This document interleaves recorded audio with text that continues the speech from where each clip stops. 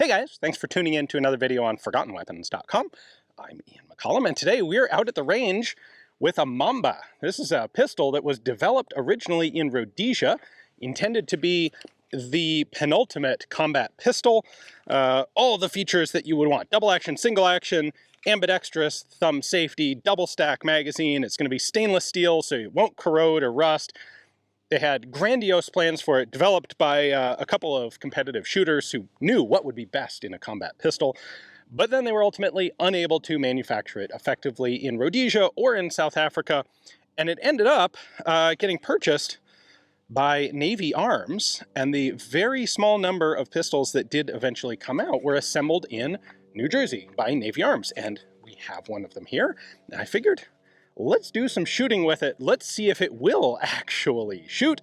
I have some 115 grain Fiocchi. That seems like hopefully the best bet for reliable operation. So let's see how it does. The 15 round magazine, pretty easy to load, not a problem there. I think I have to manually drop the slide release there.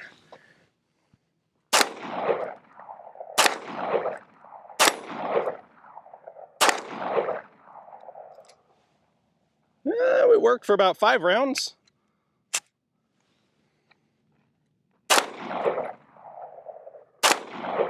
There we go. Hit the head. Just decided not to fire that one. Sort of a primer strike, but not really. Decided not to extract that one. I have to say, this is pretty much the level of reliability and success that I was expecting out of the Mamba. There's a reason that this pistol was not a commercial success.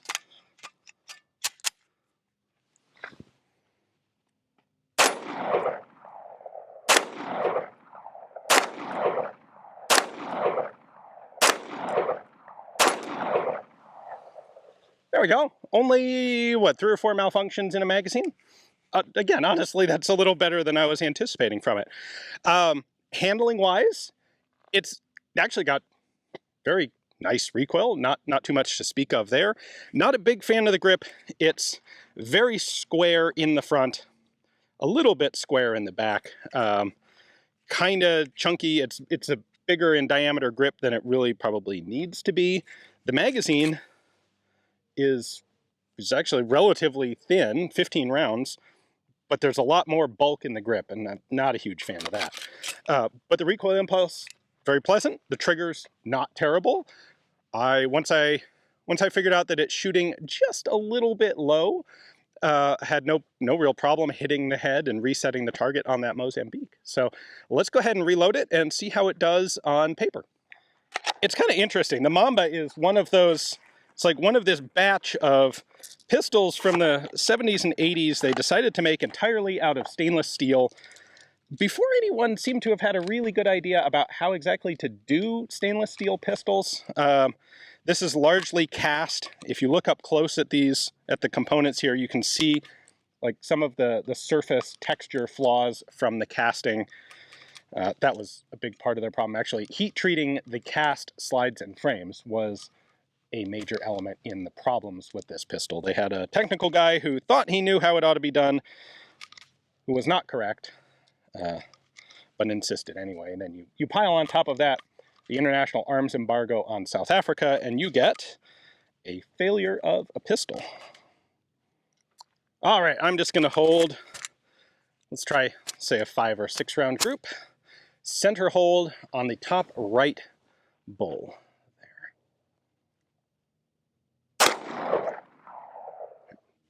Ambi safety action there.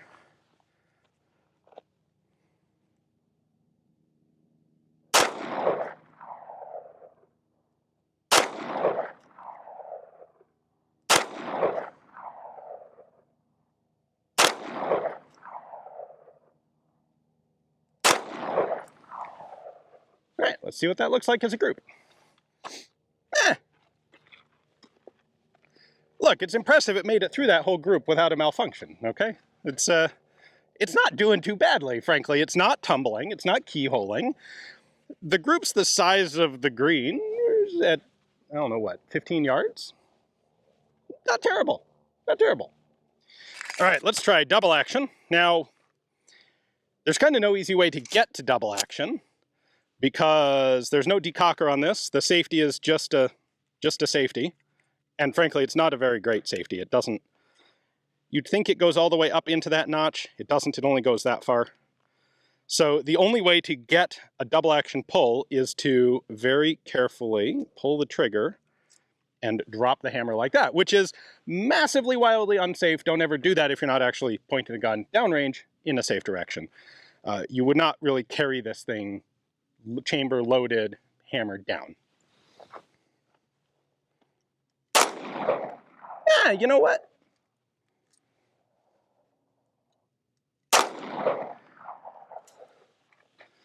Aside from the repeated malfunction there, that's actually not terrible. I'm used to double actions that kind of hang up a bit at the end and have, you pull it to a certain point and then it gets heavier. This actually is a pretty smooth, there's no real obvious stop before it fires. It's just a smooth, steady pull until it goes off. All right, and we filmed one in slow motion just so you could see it in slow motion, and the hammer did not, in fact, recock after that. So now we've got another double action shot.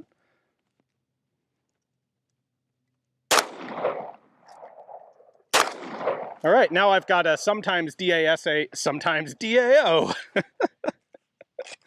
A couple rounds left in there.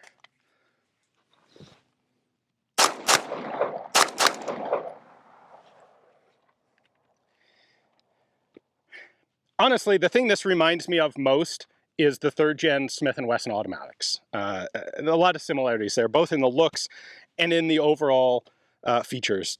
Double stack capacity, 15 rounds, the safety. They don't have a decocker, but could this have been the best pistol ever as it was envisioned? Not really. You have to think about it in context of the 70s and 80s, but even then, I think there are definitely improvements that could be made to the ergonomics of the gun. Make the grip feel a little bit better in the hand, a little smaller, would have been an improvement. Had this been manufactured to the standard that they were anticipating, it definitely could have been a very successful pistol, and I could absolutely see this being adopted as a military pistol. The plan was initially by South Africa, and then perhaps by other countries. You know, this was in the right time frame to be a contender for the US M9 trials. Would it have won? I doubt it. Would it have been a potential contender?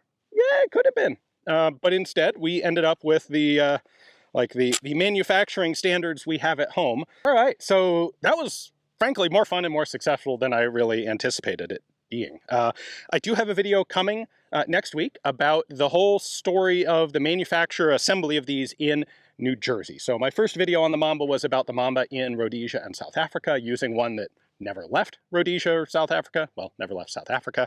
The follow-up next week will be on the New Jersey side of the story. So I have a bunch of the prototypes from Navy Arms to show you guys. It's going to be a really cool video.